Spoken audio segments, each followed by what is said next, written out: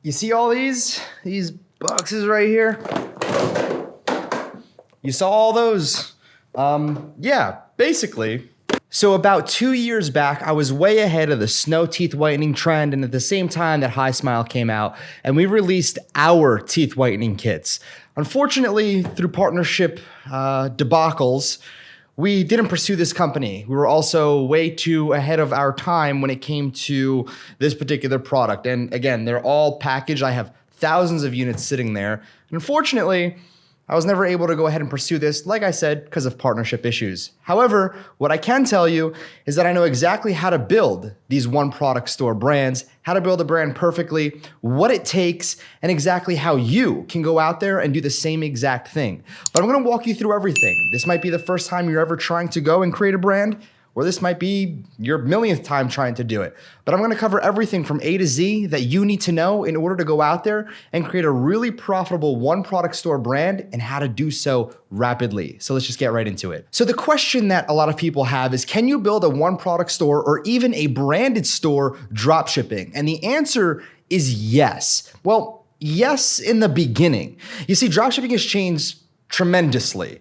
Now, building branded stores, you need proof of concept. You need proof that the products will actually sell. So when it comes down to proof of concept, you want to start off drop shipping because you don't want to go out there and buy thousands of units for your proof of concept. First off, that's ridiculous to do, and that's extremely, extremely stupid to do as well. So you want to get proof of concept, but how many sales is proof of concept? Well, here's a rule of thumb. 300 or more sales at break even or profit is proof of concept, and that's drop shipping. Because it can only get better from there if your product becomes cheaper. It's in-house as well, which means faster shipping times, and a lot more is happening that I'm going to be covering in this video that will allow you to make even more profit. So your option is to get products in bulk if you have proof of concept, which is 300 or more sales. So you either get products in bulk from sources like Alibaba, or what you can do is use other sources like I've seen ones out there right now, such as Silk Road, that will allow you to sort of custom brand your product.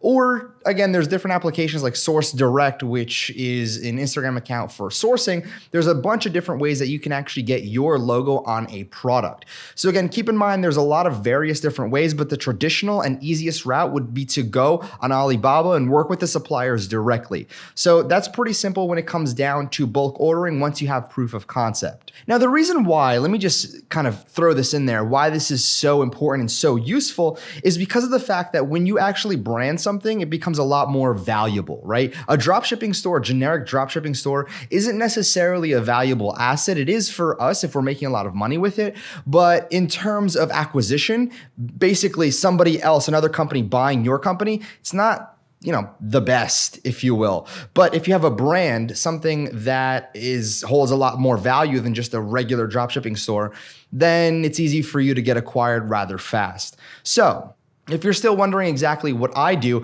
I basically take products that I don't own, which a supplier has, and I'll go out there and sell it to a certain customer. And I'll be able to take, let's just say, a teeth whitening kit and go into Facebook ads and target people that are interested in the company Colgate, which again they make toothbrushes, they're all oral care, and I'll be able to put my particular product right in front of their face rather easily, just by them being interested in telling Facebook and other different advertising locations that they're interested in companies like Colgate. So that's what I do, is I take products and I sell them, and these products, I might pick them up for $2, $3, and people buy them from me for $15, $20, $30, $50, $100, if not more. Very simple, very easy business model to understand. Oh, and by the way, if we hit 1,000 likes on this video, I'm gonna go ahead and live stream a one product store creation. Okay, so that's exactly what I'm gonna do for you. If you haven't done so yet, click like on this video, subscribe with notifications, because I have a feeling we're gonna hit 1,000 likes on this video. So 1,000 likes, I will live stream a one product store creation.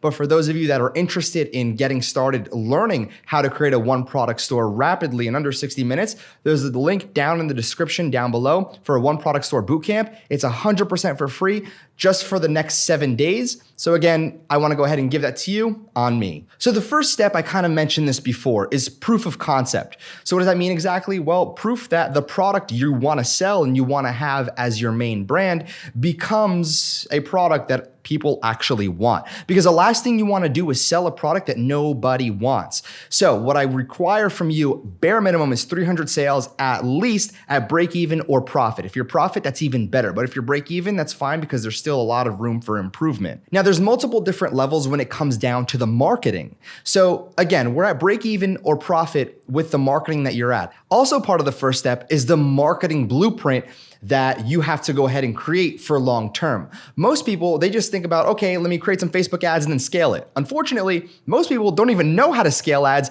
nonetheless, how to properly run and learn the basic fundamentals of running ads. So the problem already stems from not knowing exactly where to even start. So there's 5 different levels that I like to go ahead and base off anything that I create. And the 5 levels is exactly, and I have it all outlined for you right here. The 5 levels.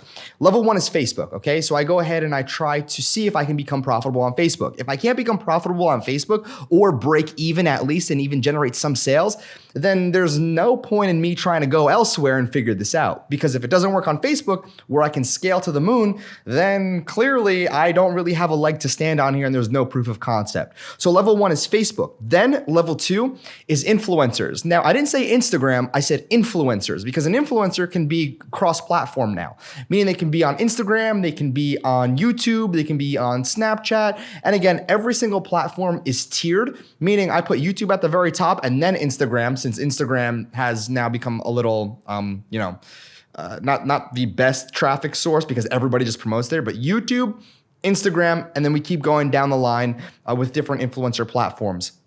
Level 3 is we focus on the back end. Even though this isn't directly correlated to direct advertisements, back end and making sure you are able to capitalize how much money you make 20, 30, 50, 60 days down the line with a new customer is just as important as acquiring the customer. Because it's not so much about how much money you make immediately, it's how much money you make over a certain period of time. That's why recurring business models are super, super primitive. And again, business models where people make a lot more money from the customer during a X amount of time is worth way more than just a business model that makes money on a customer right up front and never again. So again, being able to perfectly outline a back end and longer term sales process is very, very crucial, and that's level 3. Level 4 is elaborate retargeting, meaning if somebody clicks on a blog post, they're going to see ad 1, and if they see ad 1 and don't buy from ad 1, they're going to see ad 2, and if they see ad 1 and 2 and they don't buy yet, they're going to see ad 3, but they'll never see ad 1 and ad 2 again. That's elaborate retargeting. So it's kind of like just a flow of retargeting. If they see this, then don't show them that. If that, then this. That's essentially what level 4 is. It does get pretty complex on level 4, but you make a lot of money because, again, touch points is very important. Giving people more raw information and more content to consume just means that you have more touch points and the ability to get them to purchase later on down the line. And then level 5 is what I call a mass attack. That sounds really bad, but a mass attack is basically where I go out and I just infiltrate everything all at one time. So I'll just have an entire campaign go out and be dedicated towards Facebook ads. And then I'll also run like 7 or 8 different influencer posts at one time. And then I'll dabble in, let's just say, Snapchat, Quora, Bing, Google Shopping. I'll try different platforms, but I won't put all my eggs in one basket. It's basically going to be me testing like 3, 4 different things with me knowing that 2 or 3 different levels are outperforming everything that I'm testing. So think about it like this, is that if I know 5 influencers that I've tested are profitable, I'm going to reach out to those influencers and do a promotion with all 5 at one given time, and it's going to be a mass promotion. And I'm also going to be running that same exact promotion on Facebook ads, and I'll also go ahead and try running that promotion on Google, try running it on, let's just say, Bing. I'll try different platforms, but I might only spend $100 to $200 on those platforms. I might spend $1,000 on Facebook, $2,000 on influencers, but I only might spend $100, etc. So that's level 1, is defining your marketing plan for longer term growth. Now, level 2 is pretty interesting. This is where we go and find a supplier. But again, we have proof of concept already, right? We already know these are gonna sell. So we wanna go out there and try shopping around for different suppliers. And the best source that I can suggest is Alibaba. Now, when it comes down to Alibaba, let me just show you this really quickly. This is where you're gonna be able to go ahead and be able to find different suppliers to brand your particular products. So right over here, let's just do automatic toothbrush. So let's just say we're selling something like this right here. You see $21 to $24 a piece. You could take a look at exactly what the minimum order is, how much it's gonna cost. So right over here, it gets cheaper, 60 pieces at $11.86 to $13.22. So again, you can start shopping around and looking for different suppliers and contacting them and saying, hey, look, I'm looking to go ahead and get this product branded. I'm looking to put my logo on this product. I would love to know the prices and your MOQ, which stands for minimum order quantity, how much their actual minimum order is in order for them to allow you to put your logo on their product. So that's essentially what you're going to be doing, is going to a source like Alibaba and looking and shopping around for suppliers. Now, what I'm going to tell you to do is when you find one, don't settle on that one. When you find one, go ahead and start negotiating. They're very, very open to negotiations because they know in China that, quite frankly, they're not the only game in town. So there's probably 30 or 50 different other suppliers for this particular product and any product, and you can go shopping around and they know that. So you need that as your leverage point. But again, make sure that you're able to go ahead and broker deals with them. And also please make sure when you're going and working with, brokering deals, is that you have to factor in the shipping. You need to tell them to factor in the shipping per unit. So meaning if you're gonna be paying, let's just theoretically say this is $10. If you're paying $10, later on in the actual process of getting your products, they're gonna say, okay, it comes down to $12.83 with shipping. And you're like, okay, you should have told me that from the beginning. And it just gets crazy and hectic and really confusing.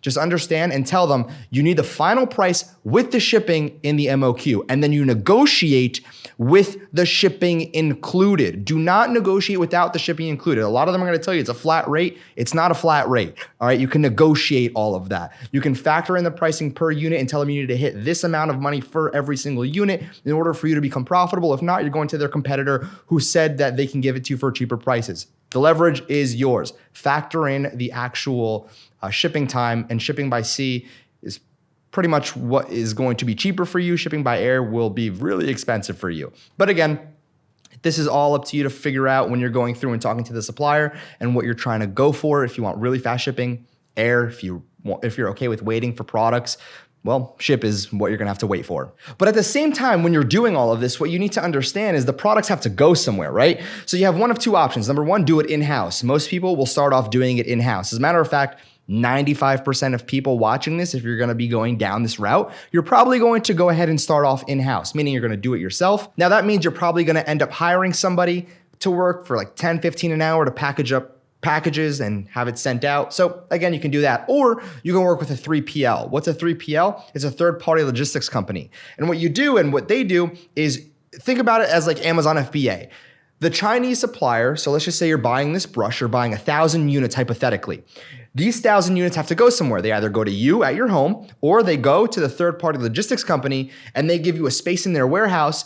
And for every single unit that you sell, what they do is they package it up for you and they send it on your behalf and they handle all of the shipping for you. And typically you can get it for like $1, $2 per package. But keep in mind that $1 to $2 is, kind of being eaten from your margins. So if you're picking this up for $10 and it arrives, let's just hypothetically say for $10 at the 3PL charges you $2 per piece to ship out before the shipping costs. That's something you have to factor in, that now this becomes $12 a unit. So you have to kind of, if you will, maybe perhaps eat the cost, or you have to reflect the cost onto the actual product sale price, the retail price.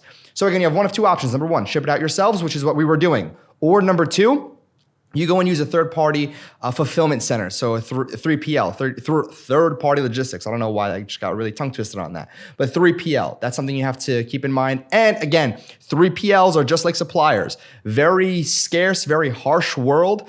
So they're definitely willing to negotiate with you on package pricing.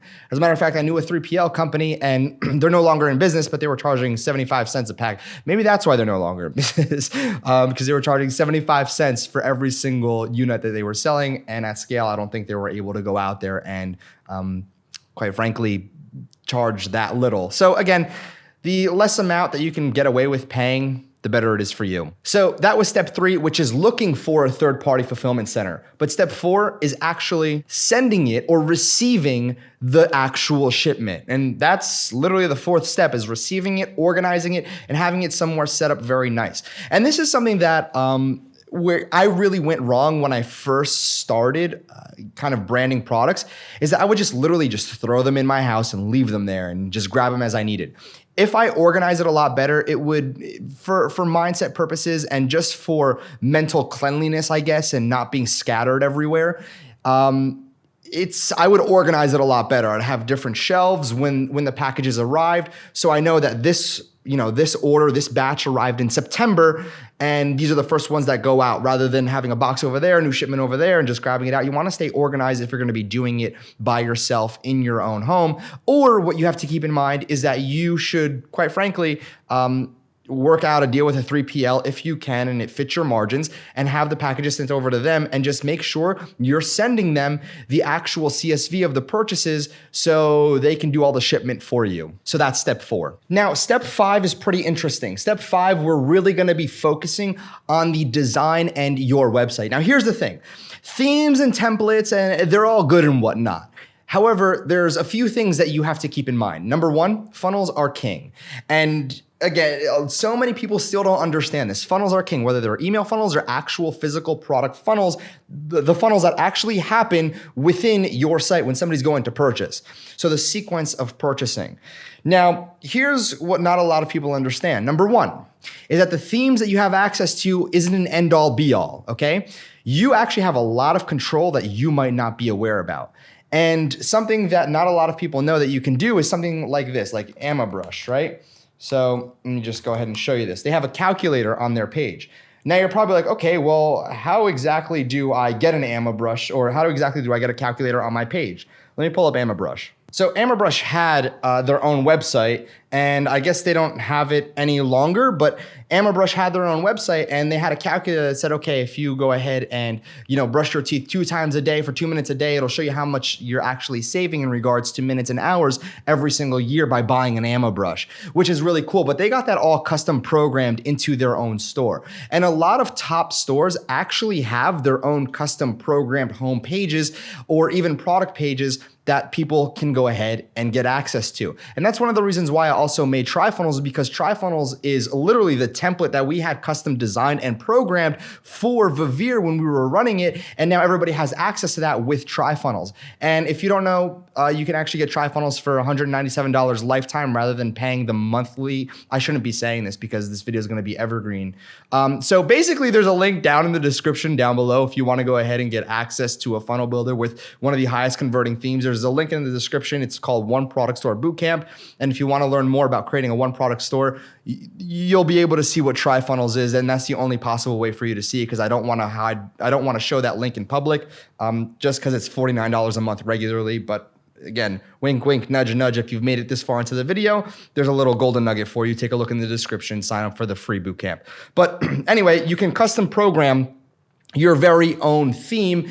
And that's what you're gonna wanna do. There's gonna be a lot of stuff that you can't do, but if you go to freelancer.com, you'll be able to find a freelancer that is able to custom code a theme for you and do whatever you want it to do for like $100 to $200. It's actually really, really, really cheap to do, and not a lot of people know that you can go out there and do that. The only really expensive thing would be getting your actual site designed. And a site like Dribbble is great to go ahead and get ideas for designs. Let me show you what I mean. If I just search eCommerce for the design, and let me just go right over here, you can see different websites and different design layouts and kind of design styles when it comes to e-commerce. So like right over here, right? So you can actually, let me just sign in really quickly. I have an account here. So you can actually get really good ideas off of Dribbble and see exactly what a designer is doing, and then go ahead and hire a designer, or even hire him as a designer to go ahead and be able to do the same exact thing for the specific theme. And here's something that's so crazy, okay? Is that when I find a designer with something like this, and if I want that feature, I'll actually go to the designer and say, hey, look, I already know you programmed this, so let me just pay you a few $100 because I know you already did it. So how about we just save the long and grueling work, and I just go ahead and pay you for something you did already. So it becomes even cheaper for you. So again, A design is very, very important. However, conversions are more important than a design. And that's why I used TriFunnels, and that's why I built TriFunnels and had it being used for over 2 years now, because we took the same exact product page from Vivere and put it into TriFunnels because it converted so well. So again, keep in mind that actually creating an aesthetically pleasing and high converting page is something you need to do. And being able to custom code and design something isn't as expensive, but it'll give you the edge over your competition. If you ever notice that a lot of these bigger brands or one product stores, except for like Official Burrito Blanket, they have, custom layouts and different designs and stuff that's custom programmed. And what I will say is there's a front end designer, or a front end programmer, that makes the site look nice. But there's a back end developer that also goes ahead and yes, the site looks nice, but it needs to function. So if a button is clicked on your design or on your actual page, the back end developer makes that button function. The functionality is a back end. The actual aesthetics and the look and feel of the site is a front end developer. So there's two types of developers that you need to work with. Not a lot of people know that. Lastly, I talked about this a little bit, funnels. And funnels are so freaking important. As a matter of fact, let me kind of show you this right over here, is that TriFunnels has a one product store capability now with 2.0. So TriFunnels actually has a one product store capability now. And what's crazy is that, as you can see right over here, we actually took the Vivere template, and it's a high converting template. And what we did was we put it into TriFunnels so anybody can use it and be able to create a one product store immediately. And if you want to know exactly what that looks like, just head over to Golden Grasp. I'm gonna show you what it looks like and how it flows. So this is Golden Grasp. And again, these images are from the supplier themselves. And all I'm using is the debut theme. But if you click Get Yours Today, it takes you right to the product page right over here with a description and everything you need to know and see possibly. And then it also has the reviews. And if you click Yes, Add to Cart, it's going to go ahead and take you to an upsell, which is the 2-year warranty, which will immediately increase how much money you're making. So again, if I click Add to Cart again, it's going to directly take them to the actual checkout and not the cart page. And this will increase your conversions drastically. So funnels are huge, and nobody is going out there and talking about this for some reason. Everyone's just talking about, oh, just create a product page and hope you make money on the front end. No, there's so much money to be made with funnels, and nobody is talking about this except the people that are making a lot of money. It's like a little community of people that are making disgusting amounts of money using physical product funnels, and everyone's saying use physical product funnels, and the general public's like, meh, whatever. Okay, cool. So the people that are smart enough to realize that you're gonna be making a lot of money with physical product funnels, congratulations for you. Now, if you really enjoyed this video, what I'm gonna recommend for you is take a look in the description. We have our one product store bootcamp, which is 100% for free just for the next few days as well. You can get it, no credit card required. But make sure you click like on this video if you want me to go out there and create one of these stores live in front of your face on this channel. And for you to be notified if I go ahead and do that, you need to subscribe with alerts on right now. So like, subscribe, and leave a comment if you learned something and what you learned. Dan Fam Notification Squad, it's been an awesome video. I can't wait for the next releases, and I'll see you tomorrow.